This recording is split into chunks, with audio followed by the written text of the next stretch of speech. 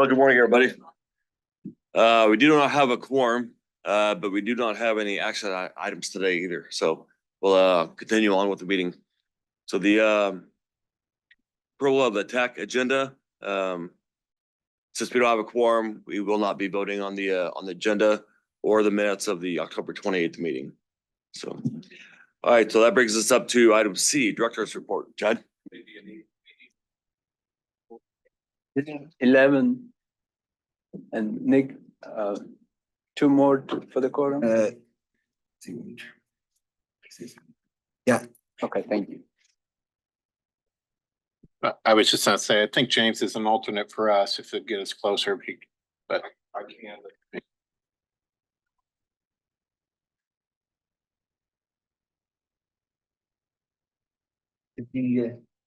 He filled in for Gary Jansen. Yeah, yes, Mark.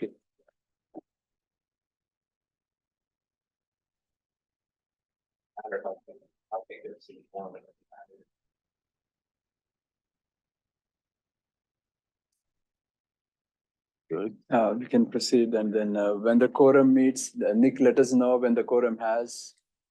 James can always be appointed at this meeting to be part of the quorum.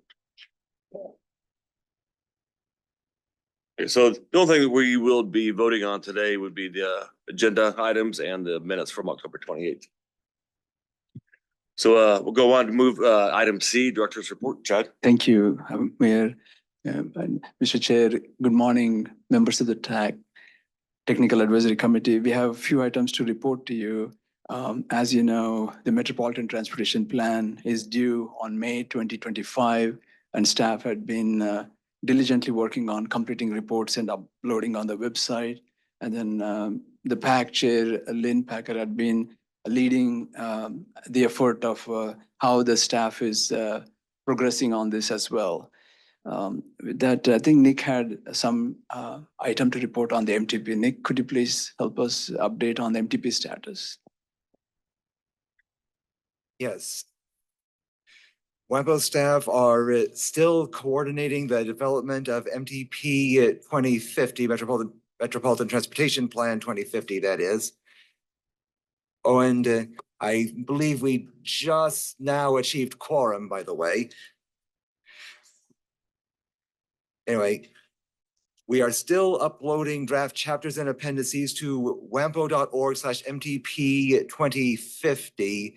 And we have most of them up now. So please, if you have a chance to get on there and review those so that we can address any comments before the public comment period next year.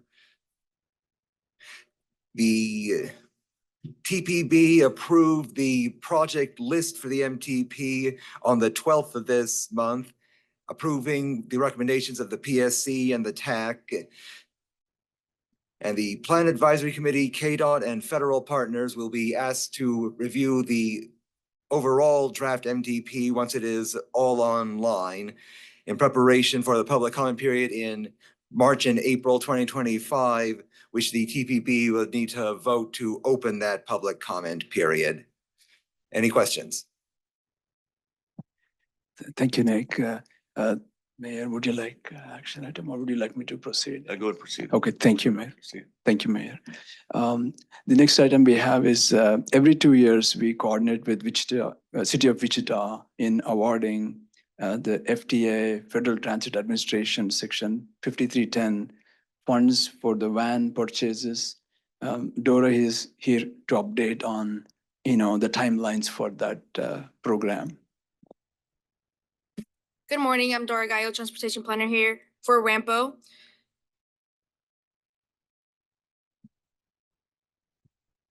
So just to go a little bit more over the FTA Section 5310 program, it is the Federal Transit Administration Enhanced Mobility of Seniors and Individuals with Disabilities Program, also known as the Section 5310 program, provides funding to support the transportation needs of older adults and individuals with disabilities.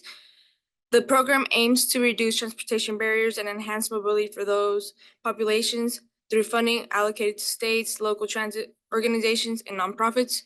So WAMPO is now accepting applications. The application was open on November 15th, and it will close on January 17th, 2025. We just recently had a workshop and it is has been submitted, uploaded online, so you can access that if anybody missed the workshop. And it just goes over how to fill out the application, types of projects that can be submitted.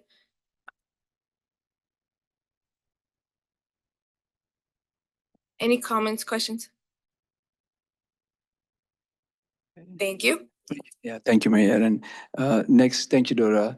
The next item we have is, as we all are working in 2024, we are fortunate. Marky is always looking at 2025. So Marky has an update on meetings in 2025. Yes, good morning. Marky Jonas, Administrative and Public Outreach Coordinator. This is just the 2025 draft meeting schedule. There are also little mini ones for those of you in person. Please enjoy. You can use them as appointment reminder cards, keep them in your wallet, however you'd like. And so for 2025, the meeting frequencies for TAC and TPB will follow the same patterns. So for example, TAC on the first Monday of the month. However, there are two exceptions, and that is the May TAC meeting. That has been moved a week early because of Memorial Day. And then the November TPB meeting is a week late because of Veterans Day. Any questions? Thank you, Marky. Appreciate it. The next item we have is, as you all know, we did a comprehensive safety action plan effort in 2023. And then we followed up on the grant applications in safety. Now, how do we model this awareness campaign with communities? So Kim, Dora, and Chad are here to update you on the status. Kim and Dora. Yes, so we are really excited to take the next step and launch the next program. As Chad said, many of you helped us create the Comprehensive Safety Action Plan that has the strategies to be implemented. And we have the ICT Safe Coalition that is helping guide and implement those strategies. But as well, we want to get out into the community more and do some authentic engagement with residents and get them to get engaged more in the transportation safety. So the three of us, along with reaching out to several of you for input, have created the Transportation Safety Champions program. And like I said, the purpose is really to reach WAMPO residents with transportation safety messages and activities that will really help create more awareness and hopefully improve driving behaviors, of course, with the ultimate goal of reducing traffic fatalities. So there's a couple different options. Do you want to talk about the clubs, or we'll let you? So my role is to connect with the different jurisdictions to find those safety champions, and then developing the bylaws for those meetings and just the process of how those meetings will look like. So the agendas, the structure.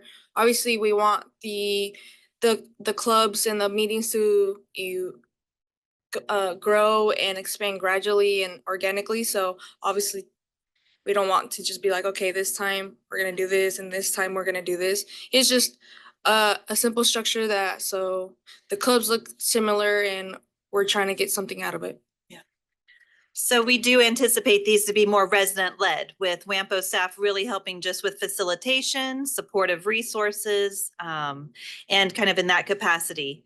In addition, where I'll be focusing a lot of time as well is partnering with existing organizations that already have followings and audiences, clients, to ensure that they're helping share out more transportation safety messages and partnering with us on some of these engaging activities. In addition, we do plan to also work in the public media side to try to get this safety messaging out to the masses on the major platforms as well. So Bike Walk Wichita has the WAMPO KDOT Behavioral Safety Grant that they are working on, which is exciting. And then we plan to do some more. So Chad, would you like to chime in? And Appreciate. this was Chad's brainchild, so. Thank you. Appreciate.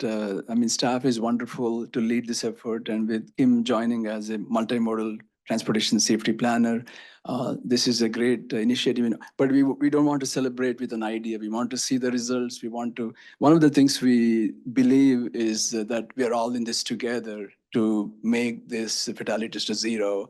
It's not just agencies' responsibilities, it's responsibility of every individual in the community. That's one of the reasons why Kim and Dora is excited about, they both are excited about this program as well. So I guess in the next steps, Kim and Dora will be reaching out each of you in the jurisdictions on how this program can be, the clubs can be formed or groups can be formed. You have passionate individuals in your communities that you will connect with Kim and Dora. That's the idea behind why, there's an ongoing continuous interaction with you. Is this just a start? Am I right, Kim? Absolutely, yes. Yes. So we'll be reaching out, and if you have anybody in mind already, just let Chad or Dora and I know. Thank you. Any Thank you. questions or? That's all. Thank you, Chad, and thank you guys for all the updates. Thank you. Appreciate it. So we have a quorum now, so we're gonna go back up just a little bit to 2A, approval of the TAC agenda for today, November 25th, 2024. I'd like to make a motion to approve today's agenda. Move to approve. Second. We have a motion and a second to approve today's agenda. Any discussion? All in favor, say aye. Aye. All opposed? All right, thank you. Next is the approval of the TAC meeting minutes from October 28th, 2024. I get a motion to approve the minutes. Move to approve. We have a motion and a second to approve the October 28th, 2024 minutes. All in favor, say aye. All opposed? All right, thank you. All right, next that takes us down to item number 3, public comments. This is the open forum for the public to provide comments about anything on the agenda.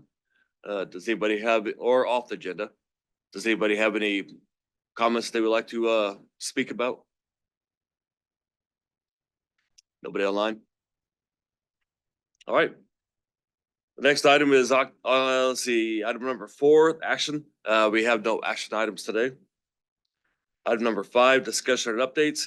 We have the project cost benefit analysis. We have Craig, if he's online. Oh, he's right here. All right, great.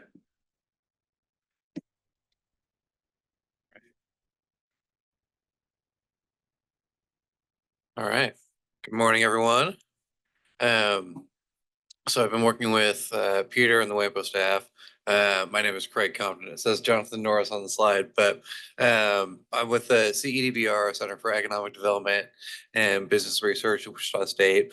And we've been working just kind of on a general economic approach or a general economic analysis for, project costs at the WAMPO level. And so kind of going back and forth when we, talk about economic analysis or economic impact, we want to evaluate what the total impact of a project is. And so we look at 3 different elements. We look at the direct impact. And so that's going to be the actual investments occurring on a project. So when we want to look at the construction impact, we want to look at the actual investment of construction on that particular project. But then when we consider this total economic impact, we want to consider the indirect and induced impacts. And so the indirect impact is going to kind of be everything in that construction supply chain. And then the induced impact, all of these construction laborers, but also all of the laborers within the construction supply chain have to go home and they have to, take their wages and salaries and spend those on, things like retail, restaurants, rent and mortgage, groceries, et cetera. And then, you think those retail workers then get additional stimulus to go back and spend out into that induced economy even further. And so, this is a really amorphous concept that's a little hard to capture, but one of the solutions that we have that's really great at finalizing this computation is called M-Plan. And so, that's sort of something that we showed the WAMPO staff here. It's basically the industry standard software for economists on evaluating what these total impacts are. Basically, it takes every single dollar that's passing through the economy, and it rinses and repeats, the process of where it's being distributed throughout the indirect and induced economies, and it continues to repeat that until every single dollar is accounted for. So it's a really good, robust software. They regularly update their economic multipliers, and it's got really good location specificity. So we're able to evaluate the impact for Sedgwick County specifically in terms of what the total economic value of these investments are with the projects. So what are the outputs that we get from in-plan? We get employment, wages, value add, which is the total contribution within that. It would be the construction industry in this case, and then total output, which is your total economic activity. So that's the value added plus any of the intermediate inputs. And then the elements are delineated between indirect, direct, and induced. And then you also get a total from all those. So some of the other elements that you can get with in-plan when you take into account, these inputs are the tax results. So you get your sub-county, county, state, federal, and the total tax impact from, from all the direct, indirect, and induced categories. And then you can finally get your industry impact output percentage. So it analyzes where these investments are going to impact other industries. So it helps with the cost benefit. I did a quick sample for the Rock Road project where we're able to take the input investment of the total dollars. It was by year. And so another positive element of in-plan is that it does account for time value of money. And so, we're able to take the investment by year over for the Rock Road project and get the economic impact generated by the construction portion of this project with those outputs there on the bottom of, 354 employees, an output of $1 million just from the, little more than $500,000 in direct investment. And so, we're able to run one of those quick analyses. And so this is something that's going to serve to help better inform the total economic impact of WAMPO projects. And as we look at kind of deeper analyses within the WAMPO transportation system, this is going to be one of the tools that we use. So happy to answer any questions about it or about, its methodology. If you guys just come across anything, I'm happy to kind of research throughout their methodology and get anything back to you guys. But I appreciate you letting me come and talk to you guys today about that. And happy to answer any questions. Peter, if you have anything. Just to follow up on Craig's analysis, a little bit earlier this fall, we were looking at something that may be useful for the future, and that was to have maybe some basic planning level estimates of economic impact of projects. At WAMPO, we have all sorts of project information, sometimes extremely specific, sometimes a little bit more overview and broad. And we were hoping to develop some sort of way to get just an idea of the economic impact, maybe something that's more useful when you compare it to other projects rather than an absolute value. We posed the same question to CEDBR, and they came back with this wonderful software tool that can really take the construction inputs, those capital investments, and just see how that translates into economic benefit. Just, from one layer, from direct to indirect, and then again to like watching every dollar kind of do the washing machine through the city and get to all these different sectors. So just to follow up on that, So excellent. Well, thank you guys. Appreciate it. Yeah, go ahead. Is this being applied then to all the projects in the tip? I mean, is this data that would be available that we could see? Yeah, so that is one of the possibilities for analysis is, if we have that data, we can kind of use it ongoing to analyze these projects. Yes, that's the plan. We want to get to that point where we have it all. This first step, though, we thought we would introduce this, that we can look at this in-plan data. Because the limitation on this part is it's really looking at just dropping a capital investment somewhere and then seeing how that goes through the system. So it doesn't take into account some other inputs, namely, if you're increasing capacity on a roadway, there's also economic benefit to just that component as well. So we want to try to capture some of those in there. At the end of this, I imagine, I'll just repeat the old adage, all models are wrong, but some are useful. Hopefully with the data we have, we can generate or create something quite useful. You're not helping yourself out much, Peter, with that comment. I was looking for something that could be good for all of us. I'm so sorry. I'm always quite a realist with these things, and I want to make sure I never, I would much rather be in the position where I under promise and over deliver. Well, I think that one of the reasons why I was asking is we're always looking for data like this. I think you're onto something. I think, for our CIP in Wichita, we have a pretty good feel of what we need for improvements on public infrastructure, whether it's for preservation, modernization, expansion, whatever it might be. But the value of what you've got with these inputs is something we've tried to really talk to our elected officials in the community for a long time, with our capital improvement program really being an economic development tool. I really like what you've done. It'd be information I think that would be valuable to us if it's there at some point in time. Certainly. We'd love to get that out to you. Yeah. Yeah, we are excited about this, and Peter and I have been working since 1 year about this. How do we make progress on, it's difficult to quantify in general, like Peter was saying, modeling something is difficult, quantifying, but we made a lot of progress with the help of, it took a while to, educate each other because Craig has his expertise with economy and we have our expertise with transportation. But today, after many months of meetings and, deliberations, we are happy to share that Peter and I found a way to quantify this in future. Thank you, Mayor. So is this something that can go into effect after a project is done or before it begins, or both?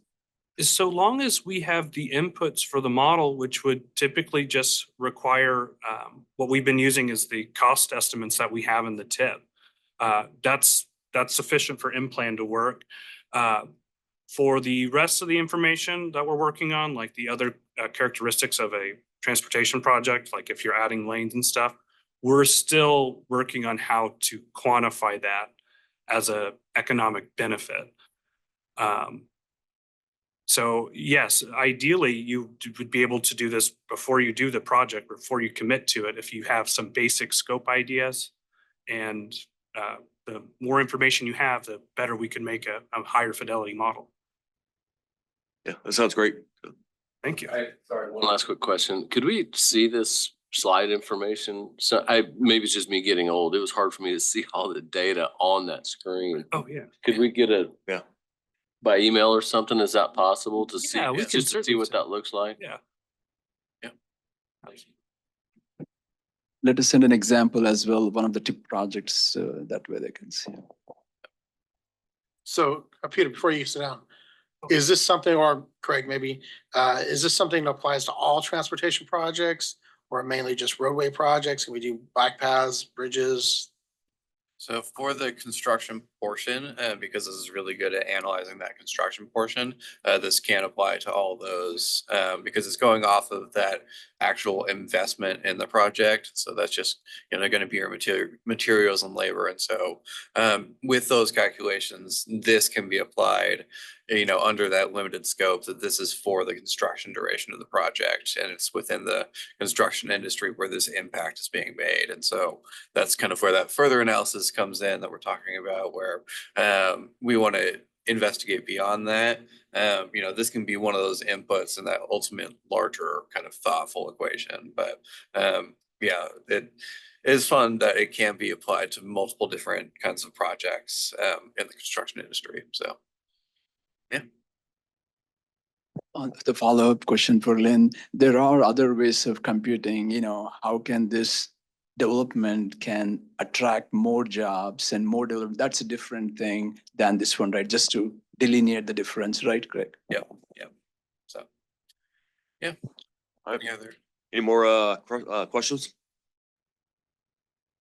All right, I appreciate it. Excellent. Perfect. Thank you. All right, next we have item B, the Wichita bicycle plan. We have Paul and Mitch. Yes, I will start off here and then I'll turn it over to Mitch. We had contracted with Tool, I believe, early in 2023 to update our 2013 bicycle master plan. I believe this plan is a little bit more targeted than what was completed in 2013. This plan is based on safety, equity, potential trips, as well as public input. And the plan also takes into consideration any bicycle routes, paths that might be included in our capital improvement program, 10-year program. So there are some standalone projects identified as priority networks, as well as taken into account our CIP. So I will turn it over to Mitch so I don't steal his presentation, and we'll go from there. Okay, you can keep going, Paul, if you want to. Thank you all for having me today. I'm going to breeze through this pretty quickly to leave plenty of time for questions and answers. So next slide, please. So here's the outline of what is in the draft plan. You can visit that website there on the bottom right to see the draft plan. There's quite a bit of wonderful content in there developed by the Wichita community. Next slide, please.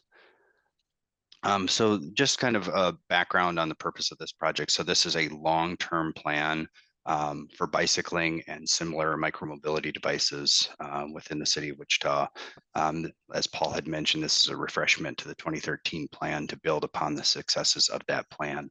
And although this is a long-term plan, it is really focused on, it's structured as an action plan with focus on the next 10 years, includes recommendations for a variety of things from infrastructure to policies, programs, city processes, and staff tasks. Next slide, please.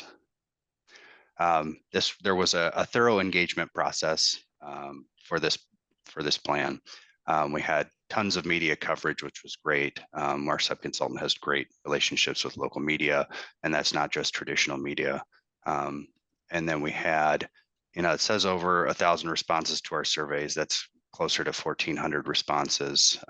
Great participation in the planning process. We had a lot of in-person interactions through pop-up events, as well as public meetings. We had specific targeted focus groups, especially for those agencies and individuals and organizations that are not typically involved in the transportation planning process.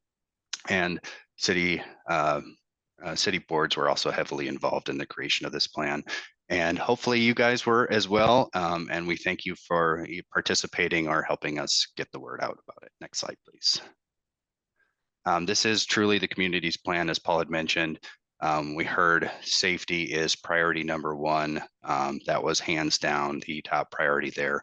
But we also know that safety is not just about being safe and safe outcomes. It's also about feeling safe. So there's a desire for more comfortable facilities and encouraging more bicycling.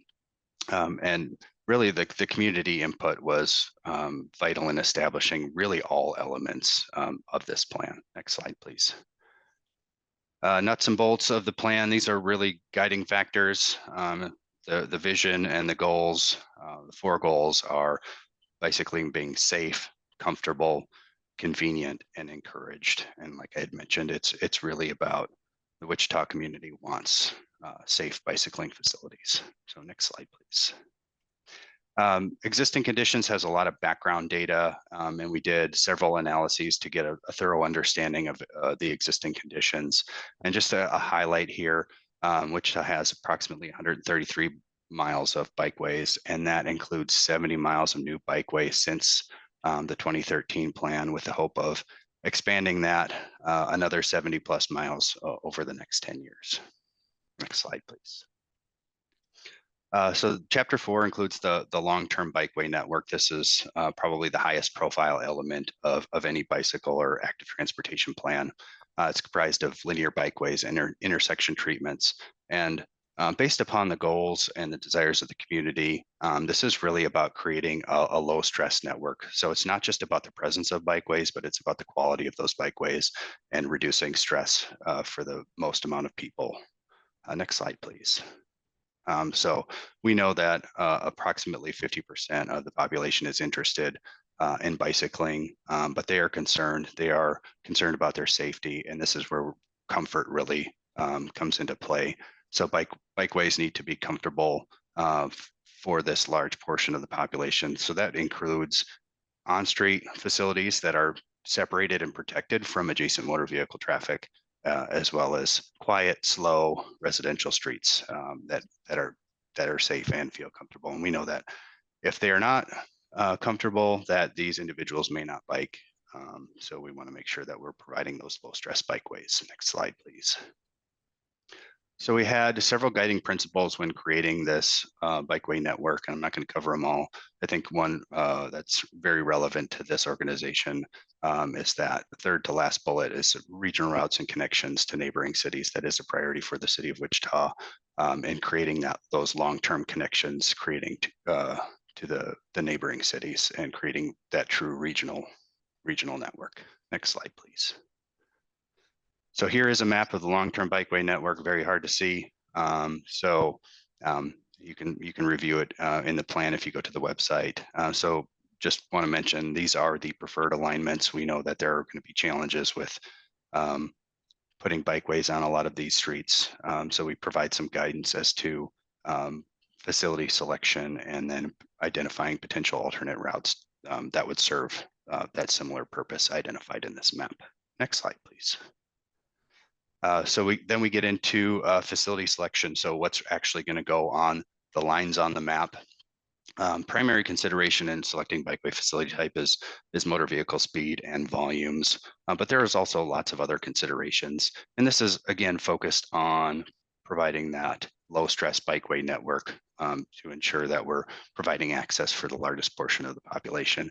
And then Appendix B adds to this quite a bit on rationale for bikeway facility type selection. Next slide, please. Chapter 5 is all about action. This is truly an action plan. It describes how the city will implement this plan. It includes policy and programmatic actions. So in general, that's a work plan for city staff, and then identifies infrastructure projects, whether they're priority bikeways or opportunities for constructing additional bikeways. Next slide, please.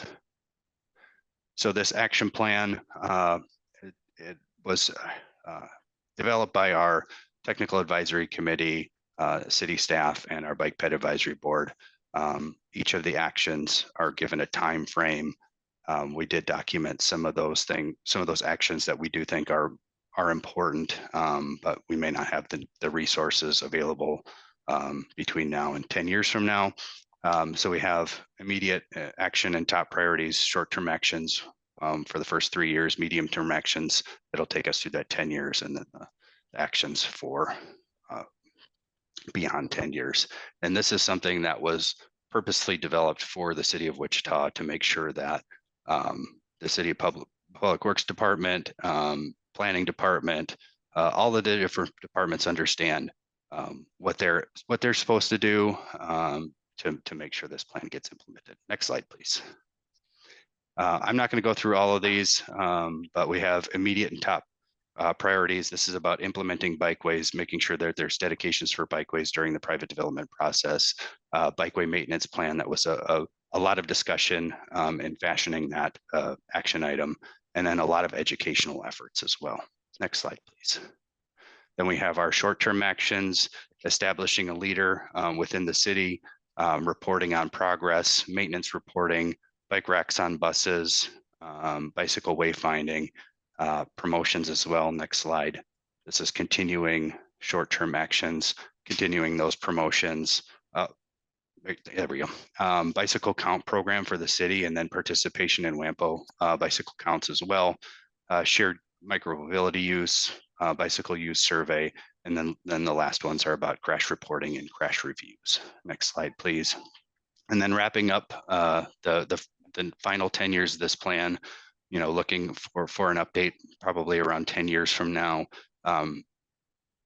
really integrating the new design guidance into the city's design guidance, subdivision regulations, standard specifications, things like that. Providing access through parks, requesting bicycle parking, development proposals, designing for maintenance, integration with transit, and making sure people have access to equipment. Very high level summary. There's a lot of detail in those specific action steps for the city within the plan. Next slide, please. Then we're going to talk about priority bikeways. This is a subset of the long-term bikeway network. The criteria and the weighting that were used to select these routes are on the right there. Ultimately, what this led to was 33.5 miles of priority bikeways that are intended to be implemented proactively over the next 10 years. Next slide, please. So here's a map of that network. The red routes are identified as the priority bikeways. So that's the 33.5 miles of bikeways. Next slide, please. So this is really important, gets a little into the weeds, but there's really two types or two ways to deliver bikeway projects.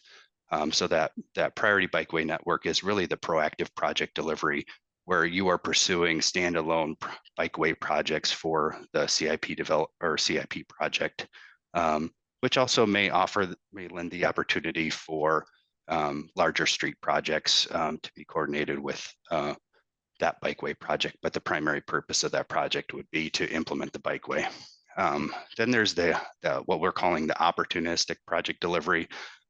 So the city has quite a few street CIP projects in their current CIP, and a lot of those align with the long-term bikeway network.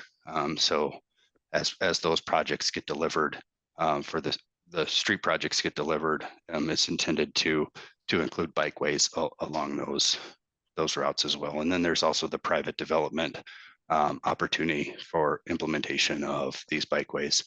So looking at the 33.5 miles of priority bikeway projects and the current street CIP projects that are on the long-term bikeway network, we're looking at approximately 81 miles of additional bikeway over the next 10 years. Next slide, please. And then Appendix B gets into quite a bit of detail in the bikeway selection process, talks about project delivery, route deviations, road diets, because we're focused a lot on retrofit and reducing the cost of implementation. Reconstruction is an option, but we're looking at opportunities to utilize existing right of way and reduce the cost of implementation, talking about bicycle boulevards, the opportunity for temporary projects, and really a lot of this is focused on the priority bikeway facility recommendations. Next slide, please, where we really get into the rationale for documentation of how the city intends on going through their facility type selection process, where we talk about the routes and segment significance, the street context, which it has a lot to do with the volumes and the speeds. And then we recommend a bikeway, and then there's additional bikeway considerations as well. And with that, I will certainly turn it back over to Paul if he has any closing thoughts, or if you have any questions, I'd be happy to answer them. Thank you, Mitch. The only thing I was going to mention is that the Wichita Bicycle and Pedestrian Advisory Board, we presented this, or Mitch had presented this plan to them last Monday night, and they had a few grammatical changes, nothing really too concerning that we can't address. So they approved it moving forward, and we will present to the city council in December is what our goal is. So Alan Kaler is here with the Bike Ped Advisory Board as chair, and if he has any comments too that I missed out, then he can add them, but that's where we are on the project. So is this just for the Wichita or Wichita and surrounding communities? It is just for Wichita, but as Mitch had mentioned, you know, we are interested if there is the opportunity to connect to some of the surrounding communities. An example would be the recent project Bel Air had completed on North Woodlawn. We stop at south of K96, but that would be a good connection up, you know, further north. So But we have, yes, we are looking at connecting, but it is Wichita plan. Okay. There any other questions? I've got one question, Paul. Mitch, Paul, I probably asked you this, but I don't remember what you told me, but maybe for the benefit of the others, I'd be curious to ask it here. Were we able to evaluate what's been done since 2013 to help inform going forward? I mean, the successes, failures, whatever it might be, the value of what we've done to this point? We did, and I'll have Mitch weigh in more on that as well. And even we've discussed some projects where we might have an existing 4-lane roadway in the plan where it might show as a preferred route. But if you look at the 4-lane and do some measurements on it, it doesn't provide the opportunity to restripe to a 3-lane and still provide adequate bike lanes. So they have dove in a little bit further into some of the projects we had done in 2013 as well, or since 2013 as well. You know, what we could do a little better on some of the bicycle boulevards, traffic calming, et cetera. Yeah, I really don't have anything to add to what Paul said related to the projects, except, you know, we did identify the amount of bikeway that was done. You know, it's supposed to come out in December. There's forthcoming AASHTO guidance for the development of bikeways, which has additional design guidance. But we know that there's some of the facilities that you didn't construct could benefit from additional separation and protection from bikeways. But this discussion was held quite a bit.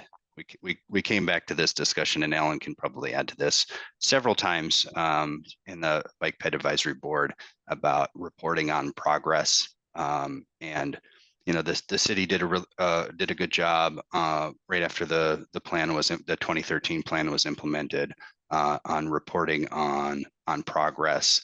But that kind of fell off a little bit, and the Bike Ped Advisory Board has really called for the city to step up its efforts on reporting on the progress of implementation as well as achieving the goals.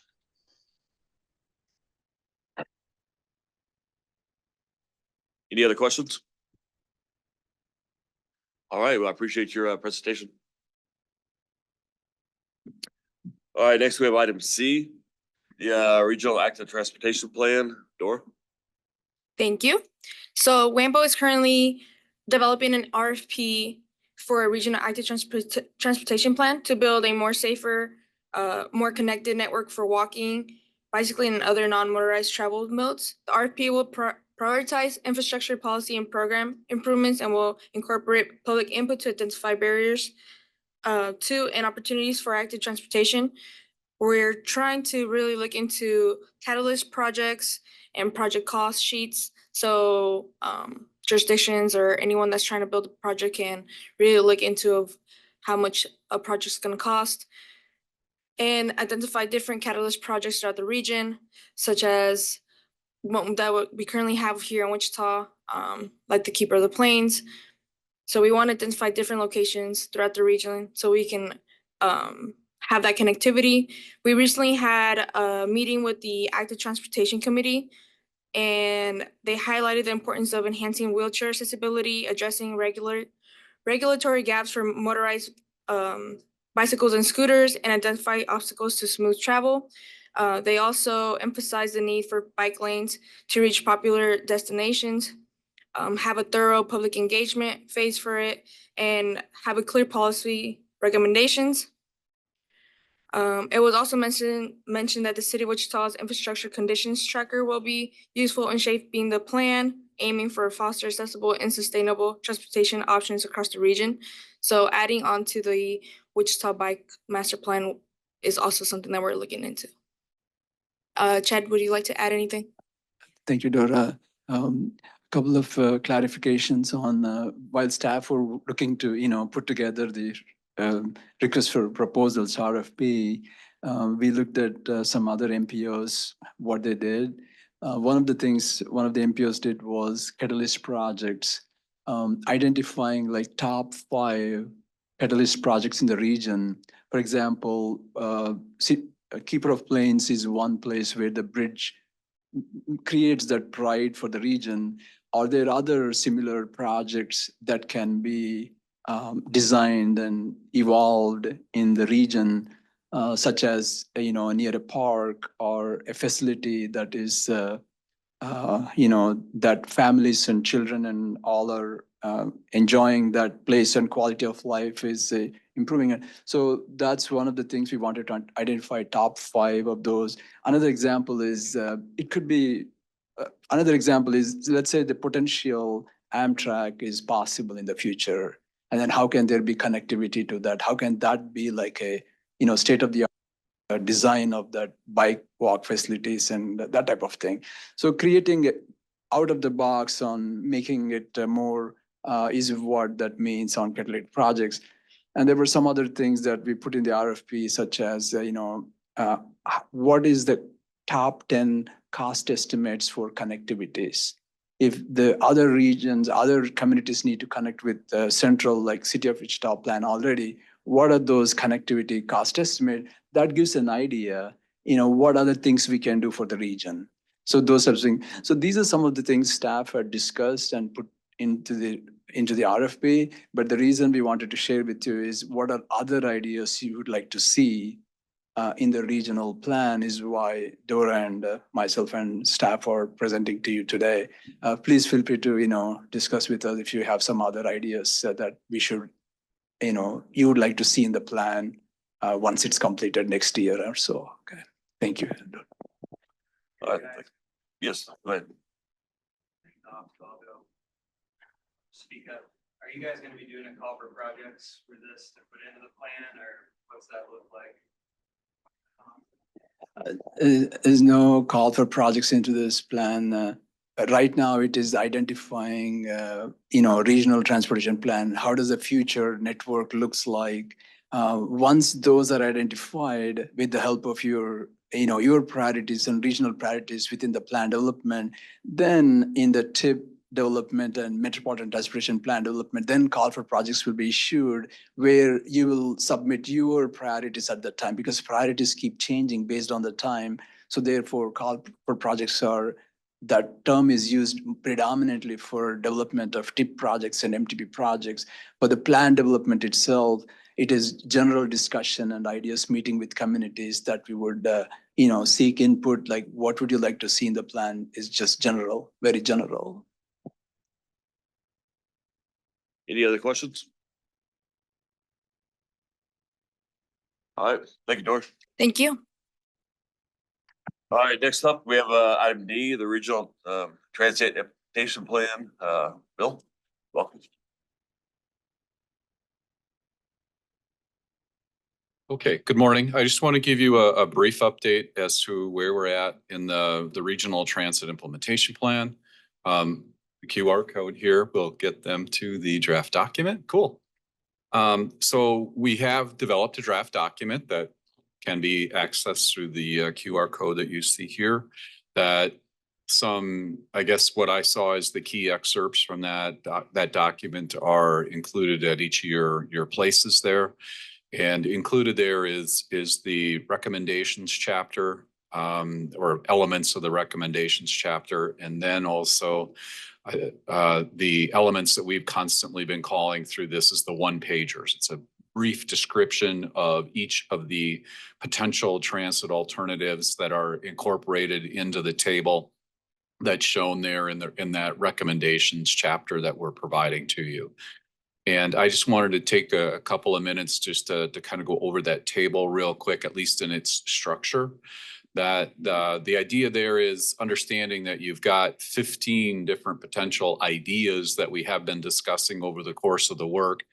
There's 25 different jurisdictions that we've been incorporating or inviting at least to be included in the process.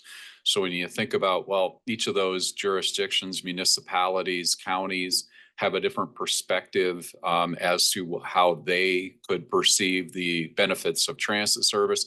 They have different capabilities of helping to fund transit service or to be a provider of transit service.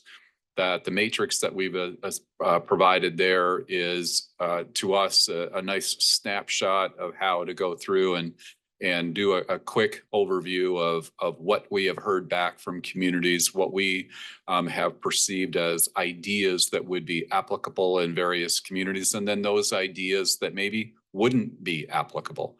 When you look at that table, you're going to see cells that don't have a mark in them.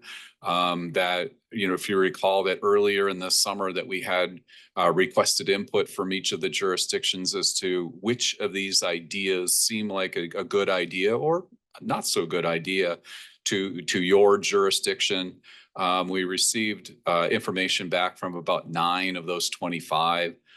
So those that don't have any information in the cells are those communities that we have not received feedback from up to this point.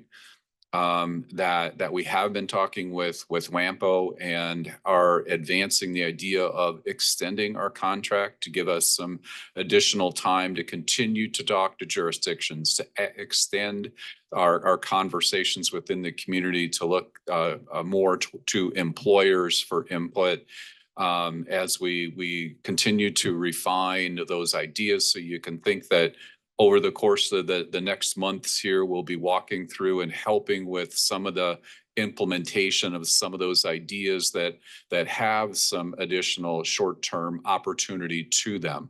And through this process, everything is based on the idea of collaboration between the jurisdictions and WAMPO, collaboration between jurisdictions and themselves, collaboration between jurisdictions and employers, because it's going to take that team effort to implement any of the ideas that we have, whether or not it's simply just providing information about where employees might live if one of those alternatives to advance is van pool for businesses.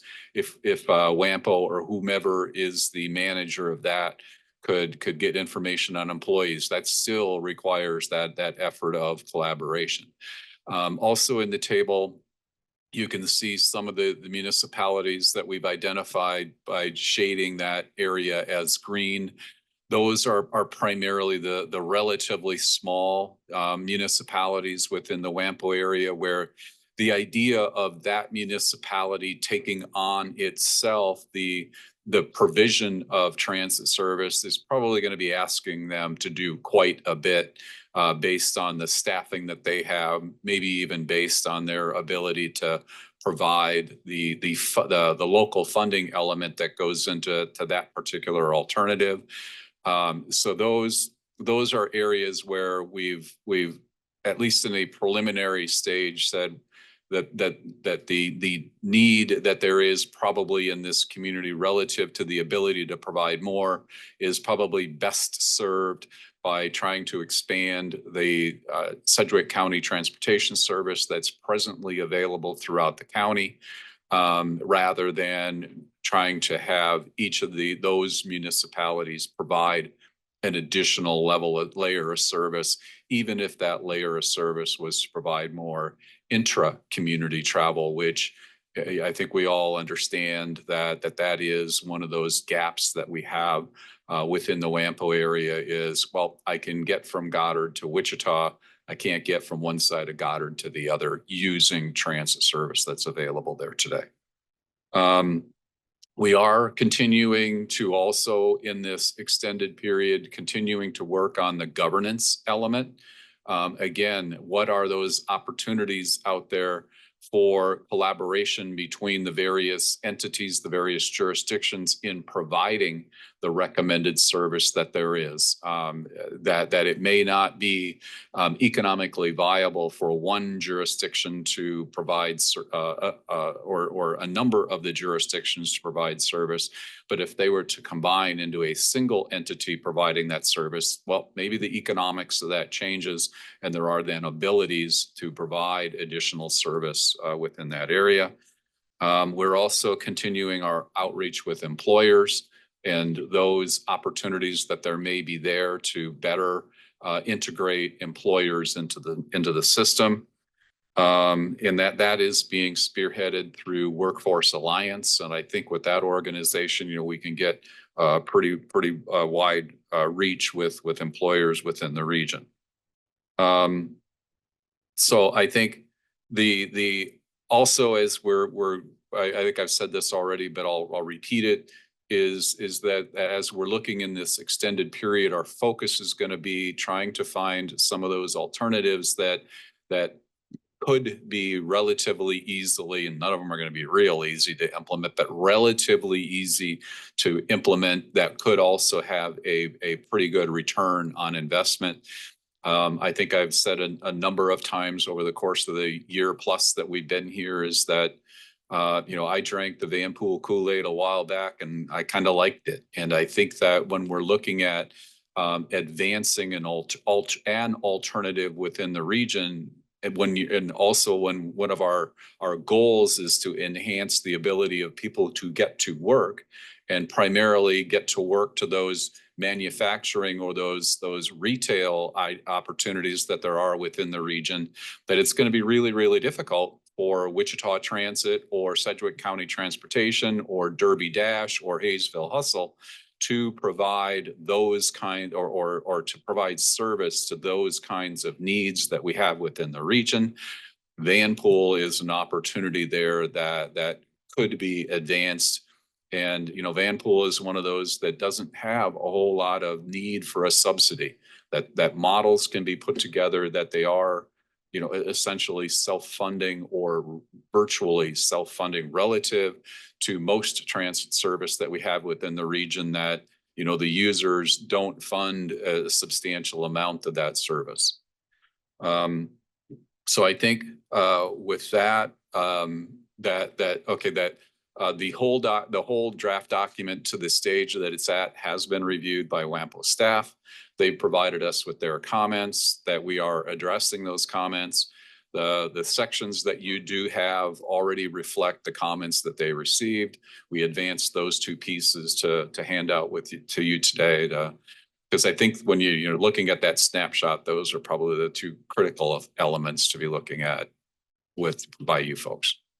So I think with that, if there are any questions. Are there any questions for Bill? I'm not seeing anything, so I do appreciate your presentation. Sure, thank you. Sure. All right, next we have other business. We have none. And item 7 is adjournment. All right, is there a second? All right, we have motion and a second to adjourn today's meeting. All in favor, say aye. Aye. All right, have a great Thanksgiving.